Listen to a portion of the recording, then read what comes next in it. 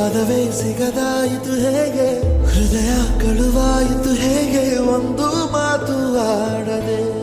ಮೊದಲೇ ಬೆಳಗಾಯಿತು ಹೇಗೆ, ಕನಸೇ ಎದುರಾಯಿತು ಹೇಗೆ, ಋತುವೇ ಬದಲಾಯಿತು ಹೇಗೆ, ಹಿಂದೆ ಮುಂದೆ ನೋಡದೆ ಕಣ್ಣಲ್ಲೇ ನೂರು ಮಾತು ಆಡುತ್ತಾ ಮುಂದೆ ಕೂತು, ಜೀವದಲ್ಲಿ ಚಾಪು ಹೀಗೆ